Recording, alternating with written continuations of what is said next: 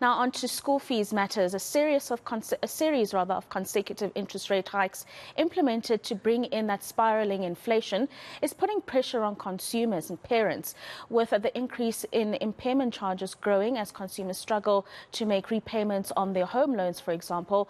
They're also now dealing with higher costs and monthly expenses, including school fees. Paul Esterhuizen, who's the CEO of School Days, joins us now to speak about this trend and what, if any, solution does exist. Paul, thank you very much for joining us this evening.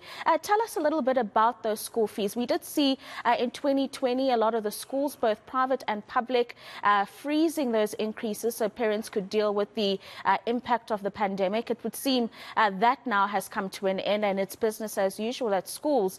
What do the trends of those increases look like at the moment? Rafiva, yeah, thank you and good evening to all the viewers out there. And hear me for a few moments. It's always about the numbers, always about the statistics.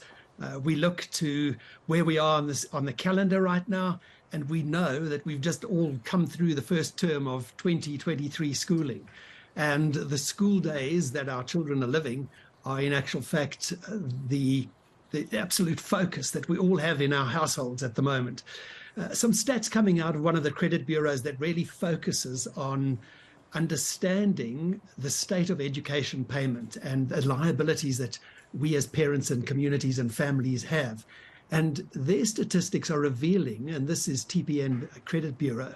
And I know we don't want to hear about credit bureaus. It causes a shudder in the hearts of many a household at the moment. But facts are that in our schools, 70% of the schools are saying and claiming categorically that the biggest challenge they're facing is collecting the school fees. And we know that parents and households are all under the same struggle of contending with rising interest rates, which are not curbing inflation. In fact, they seem to be stoking the engine of inflation. And on top of that, parents who have borrowed are now finding that the increased interest rates are in actual fact burdening them even greater. Back to the schools. Our schools sit in the situation where, yes, they cannot just come to market with an inflation-linked and related increase. So what has been stated and what we're seeing is that all schools across public and private gave us between a 4 and 6% increase in school fees from 2022 to 2023. Now, that may not sound like a lot, but the real cost of inflation in school and in education sits well above the actual CPI index of 7%.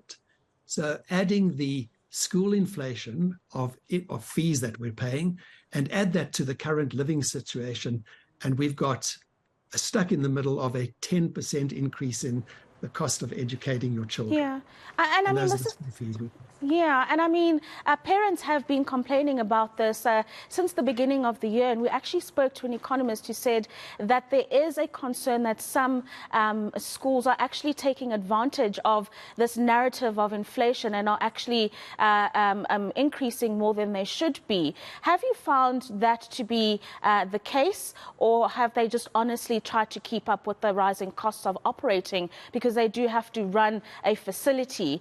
And then also, are you seeing this as a trend across both public and private schools?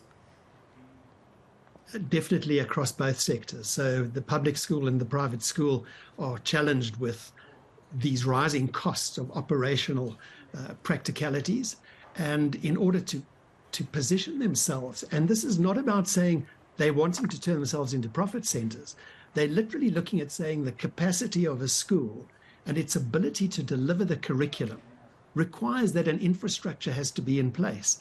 And you need to come up with an ongoing sustainable increase. We've had a couple of years of some schools adopting no increase whatsoever. And there's a bit of a lag in that because you're talking big budget and the school operates without being a profitable entity and a company. And I know we've got some listed entities and their shareholders who are demanding their return on equity. But in our government schools specifically, we need to know that those increases are justified and that they're being allocated into the right areas that we need. Back in the household, it's not helping when salary increases are not inflation linked. So many workers who are employed are seeing hours reduced, not having the increases that they were accustomed to not getting annual bonuses, which were always often earmarked to pay school fees. Yeah. And we're looking at this whole situation, and you did allude to earlier, is there some kind of hope? And I'd love to come and bring to the show this hope that we can all afford to pay for the school days of our children's lives, because we're planning their future. Yeah. And we want to know that we want to put them in a school where the certainty of a delivery of a curriculum enables them to be razor sharp and smart, and their aptitude is developed. And we want to encourage that. So where do we go to? How do we get behind this and make the payment of school fees a priority? One of the other interesting factors that's coming out of it is that up to 40% of school fee accounts at schools were in arrears at the end of last year. The current status at the end of this term, and the facts that we're seeing, are that those arrears are not being settled. So schools are now carrying a deficit from last year's budget. They don't run with reserves. We've got a challenge. Yeah, it's a big challenge indeed. So one is looking at this and thinking, well, what would the immediate solution be? We do know that parents of children who attend government schools do get some reprieve from those schools should they not be able to meet their payment obligations. But it's not the same in private schools. And I'm just wondering about immediate solutions that can be derived between both guardians, parents, as well as the schools. Yeah, so fact of the matter, in a private school, when you don't pay the fees and you get the notice that you're in arrears and your child is being suspended for future attendance at school until you've brought up your account brought your account up to speed and you've settled your arrears. In the government school, different, because you do have the areas where the government and the Department of Education enable the sympathy factor to be extended to families that are struggling, and they can apply for some relief on paying those full school fees. The way in which we're looking at this is we know that as parents, as guardians, as grandparents, as families, mothers and fathers have got a commitment to ensure that their children are educated. And aspiring to put them in a good school and to pay those school fees dictates that they need some discipline. And we've built a currency around this. We're saying school time is education time, and the number of days that your child will spend at school in a year are given. They're 200 days a year. And how do you then look at 2024, knowing your child is going to a grade 1 or a grade R or going to a high school, and you're aiming at a school and planning to put them into that school? How can you have in the bank an amount of money that ensures you can pay the school fees? And what we're doing is saying, parents, start planning to pay for the school days of your children's lives. And do that with a currency. We've created education time points.